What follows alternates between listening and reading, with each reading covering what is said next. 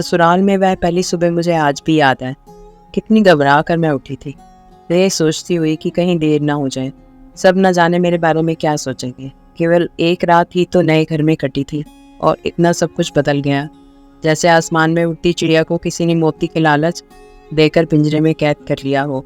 शुरू के कुछ दिन तो यूं ही गुजर गए। एक दिन हम बाहर घूमने गए। जब हम वापस घर आए तो सासू माँ की आंखों में खुशी तो दिख रही थी, लेकिन केवल अपने बेटे के लिए ही। मैंने सोचा कि शायद नया नया रिश्ता है, एक दूसरे को समझने में कुछ वक्त लगेगा। लेकिन समय ने जल्द ही एहसास कर करा दिया कि मैं यहाँ बहू हूँ, इसलिए मैं जैसा चाहूँ वैसा नहीं कर पाऊँगी। कुछ कायदा और मर्यादा है जिसका मुझे पालन करना होगा। जैसे कि धीरे धीरे बात करना, धीरे से हंसना, सबके खाने के बाद खाना खाना। यह सब आदतें मुझे अपने आप आ गई।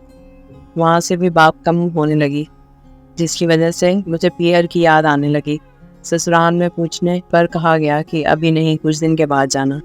जिस पति ने शादी के समय कहा था कि आपकी बेटी पास में ही तो है, कभी भी आ जाया करेगी, उसके भी सुर बदल गए। अब मुझे धीरे धीरे यह समझ में आ गया था कि शादी कोई बच्चों का खेल नहीं है। इसमें केवल घर नहीं बदलता, पूरी जिंदगी बदल जाती है। अब मैं कभी भी उठकर अपने पीहर नहीं जा सकती, यहाँ तक कि पीहर वालों को भी मुझसे मिलने के लिए पूछ कर आना पड़ता है।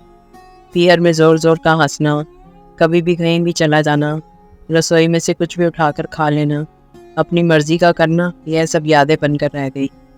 अब मुझे समझ में आने लगा था कि कोई विदाई के वक्त सभी लोग मुझे गले लगा कर रो रहे थे। असल में मुझसे दूर होने का एहसास उन्हें हो रहा था।